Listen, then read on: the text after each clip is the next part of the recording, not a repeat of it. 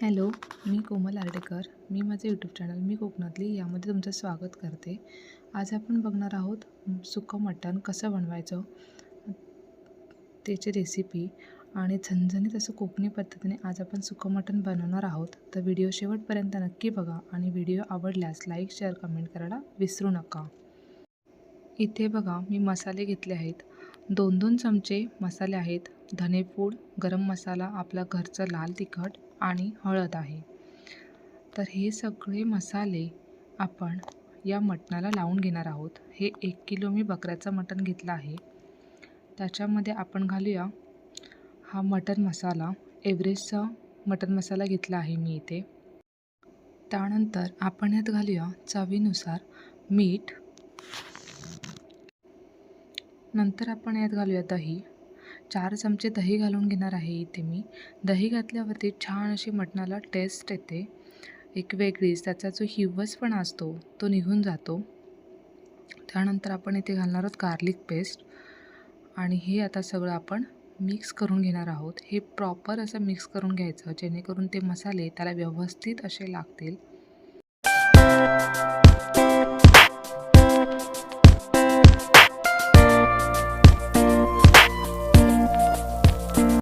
बघा आता हे मी एकत्र व्यवस्थित असं मिक्स करून घेतलं आहे आणि त्याला आता आपण अर्ध्या तासासाठी ठेवून देऊया, म्हणजे त्याला प्रॉपर असे मसाले लागतील. आता अर्ध्या तासानंतर बघा आता मी फोडणी देते. तेल घातलं आहे. त्यानंतर थोडंसं तेल आणि थोडंसं मी घालणार आहे यामध्ये गोवर्धनचं तूप.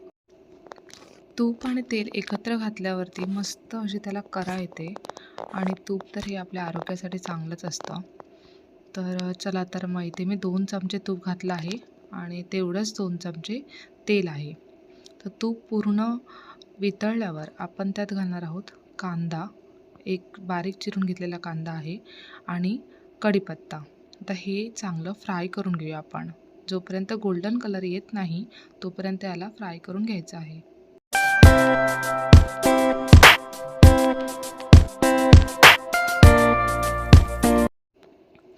तेलामध्ये जर आपण मसाला फ्राय करून घेतला तर तरी त्याला छान येते. त्याच्यामुळेच आपण थोडासा कांदा भाजला की त्यामध्ये मसाला टाकून घ्यायचा आहे आणि तो तेलामध्ये व्यवस्थित असा परतून घ्यायचा आहे. तर बघा आता मी मसाला टाकून मस्त असं तेलामध्ये त्याला एकजीव करून घेतला आहे. आपला कांदा पण फ्राय झाला आहे. तर आपण आता यात घालूया मॅरिनेट केलेलं मटण.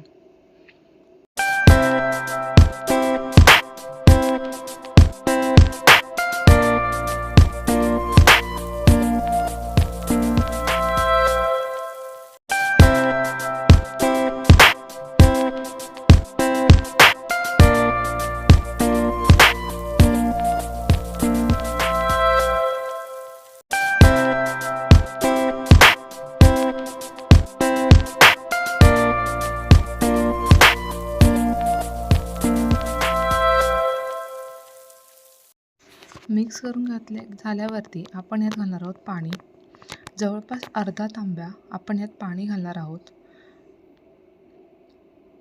आणि ह्याला कुकरच्या 2 शिट्ट्या करणार आहोत. आता मटण असतं ते शिजायला वेळ लागतो. तर जर आपण कुकरमध्ये घातलं आणि त्याला 2 शिट्ट्या केल्या तर त्यामध्ये 2 शिट्ट्यांमध्ये ते प्रॉपर असं शिजतं. आता मला ग्रेव्ही करायची आहे त्यामुळे मी अर्धा तांब्याच पाणी घालणार आहे, जास्त पाणी घालणार नाही आहे. तर बघा आता इथे अर्धा तांबे मी पाणी घातलं आहे आणि याला आता मी कुकरच्या शिट्ट्या व्हायला ठेवून देते.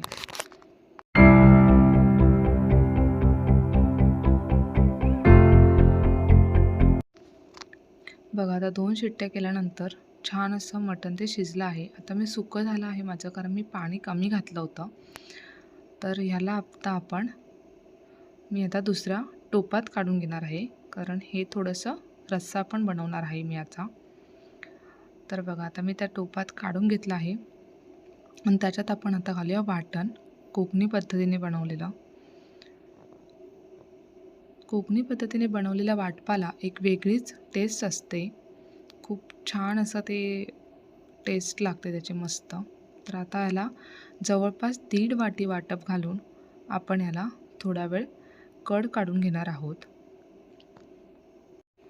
बघा मस्तपैकी दिसतंय मटण आणि त्याला एक कड पण आला आहे. तर त्यावर आता आपण घालूया कोथिंबीर बारीक चिरलेली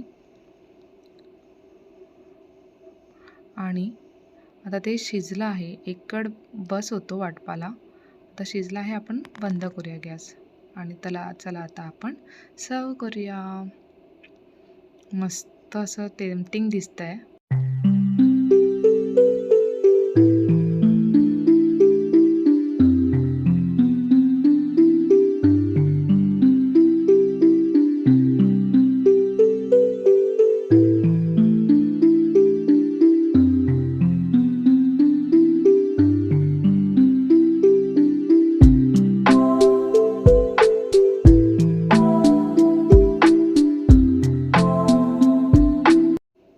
मस्तपैकी सुकं मटण आणि त्याबरोबर वडे म्हणजेच खूपच सुंदर असा बेत होतो.